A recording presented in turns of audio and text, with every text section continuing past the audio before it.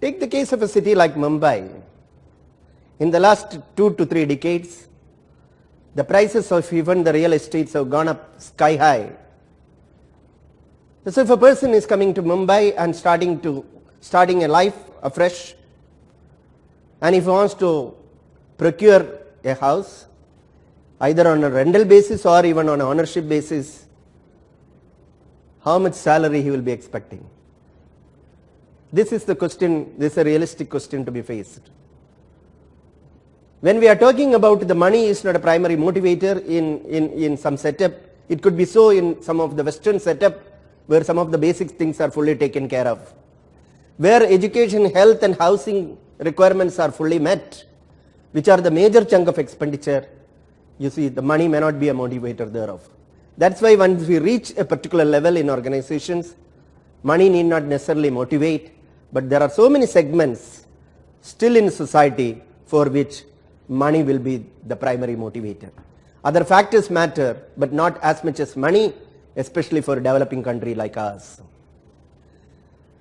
Now what determines compensation? Whatever may be the requirement of the employee, he or she may not be satisfied with whatever he may get it. That's what we are seeing. The difference in the salary differences in the government sector, private sector and the semi-government sector is so stark. The private sector, people are still unhappy because for whatever reason they feel what is given is not up to the mark. So what about the government and other sectors concerned? So what is a company objective? What is a market situation? And what are the internal and external factors?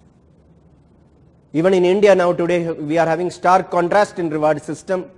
Take the case of an IT company, you take the case of a private sector bank, take the case of a government bank and take the case of a cooperative bank.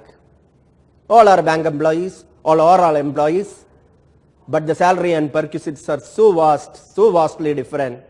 Definitely the employee satisfaction also will be different. When you are staying in the same society, when you are accessing the same market, when you have to make use of the same facilities, definitely comparison is bound to happen. And can an employer respond to such requirements depends upon the company objective. If the company is making profit, immediately the employee expects that part of that profit should be shared. In some organization there are schemes to share profits. They are issuing even shares, ESOPs, but there are so many other places where such freedom is not given. So the frustration level goes up. The market situation and internal and external factors determine the compensation. Now compensation theories all over the years, take the case of country like India, up to 1947 it was under British rule, and immediately soon after independence so many acts and laws have been passed in order to protect the interest of the employees, especially factory workers and all. But for the government intervention, many such things would not have come about. Not necessarily. If you go back to the history, you take the case of Tisco in Jamshedpur, it is found that so many staff welfare activities were introduced by the Tisco Tata group way back in 1925, even before the government of India was born. So that shows about employers who are responsive to the needs of the employees. That is why even today Tata name is worshipped by most of the employees, those who have worked in that particular organization, and even outsiders have got a great admiration for the Tata method of compensating people. Now take the case of the legal compulsions. At the same time, in many organizations, it is the legal compulsions which prompted them to give the salaries or whatever benefits. Take the case of our own country, for instance, come Deepavali and there is always a strike for bonus. So but for this particular payment of bonus act of 1965 and all, they may not even got the minimum bonus. Of course there are organizations, ex gratia is given, any amount is given depending upon the culture on the one side, compulsion on the other side. But as far as there are so many other organizations, but for the government intervention, the minimum salary would not have been paid. Now when it comes to this particular reward system, another important point comes to the job evaluation. Before you give this particular reward, we have to evaluate the job done by them. To determine the compensation rates, to link pay with the requirements of the job, to provide for differentials due to skill differences, to establish a compensation structure. So job evaluation becomes paramount. How do you evaluate the job? What are the parameterization? And how both will be satisfied? This is actually a very, very complex issue. People are trying to find out methods to overcome it. Because the way the employee perceive about his performance and the way the employer perceive about his performance will be vastly different.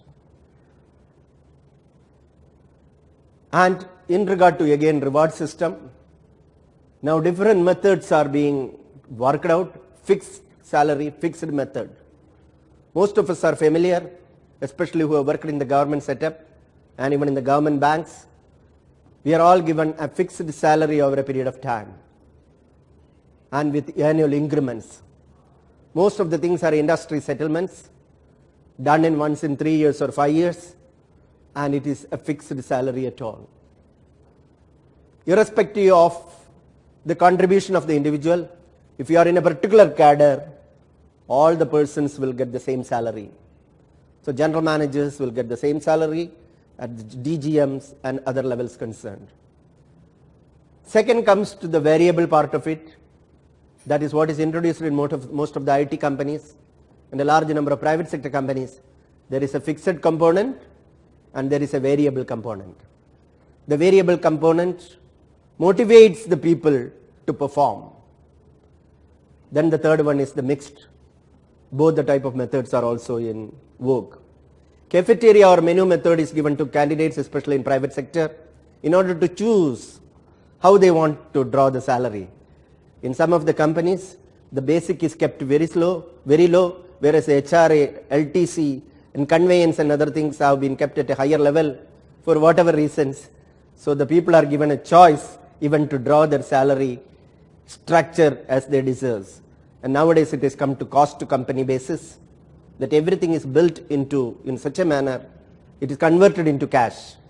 In previous years, LTC means you have to necessarily go by leave travel concession, you have to travel once in 2 years, nothing is given by way of cash. Today the cash is given in lieu of travel, even cash is given in lieu of leave, so that the people are empowered with more money, power, so that they can lead a reasonable life. The stark fact is, despite such cost to company concepts, people are not happy because the inflation has caught up with them, and whatever money they get, they find it difficult to lead a life of their choice. The reality cannot be wished away. In a city like Mumbai, or any metropolitan city for that particular matter, even if a KG student is to be admitted, lakhs of rupees are to be given as a donation. Now everybody has got the aspiration. Their award should go to the best of schools, best of colleges. It requires money. From where do they get the money? They hope that employer will meet it. But can the employer meet all those expectations? $1 million question. So the frustration is bound to be there. And how do we overcome it? Still have an enjoyable work atmosphere is the challenge before the HR system. How do we see in Indian banking system today? Indian banks are having industry wage settlements. Individual incentives are given. Some of the banks give bonus or what is called ex gratia. And finally, ESOPs are also given, at least by some of the banking institutions. Let's take some of the questions here. The compensation paid to the clerical and administrative employees is commonly referred to as salary. Of course, wages when it comes to the workers. Compensation can be termed as the following: remuneration received for a performance of work, benefits received from the organization, employer's contribution to retirement funds, and finally all the above. All the above is the appropriate answer.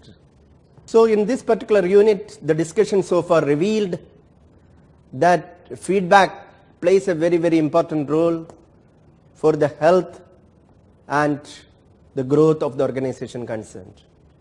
Any organization forgets it, if they are not responsive to the requirements, will have to pay a heavy price. And the reward system has to be responsive to the requirements of the people, keeping in view the expectations based on the industry and the market stipulations. Employees' feedback and reward system help the companies, banks to have healthy growth. Industrial relations in banks have been uneasy over decades. The sad part is that the compensation in the banks with which we are concerned has gone up substantially over the decades. Nevertheless, the industrial relations have not been all that comfortable.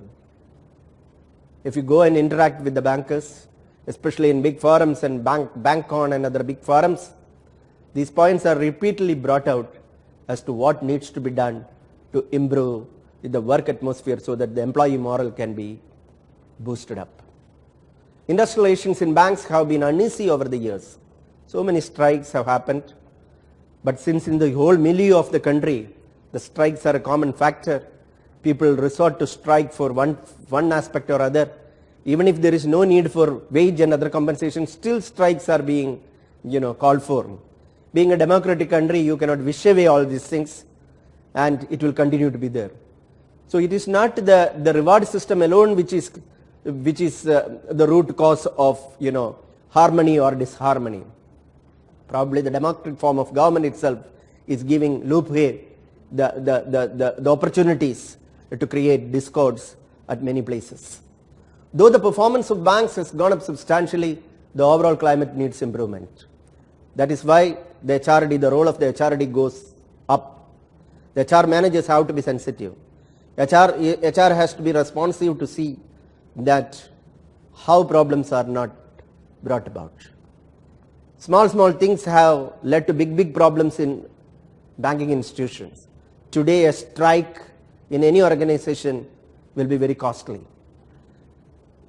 Nevertheless, because of the trade union movement and the thinking of the people, sometimes they resort to strikes and other things, putting the banking industry, that concerned bank, into considerable problems.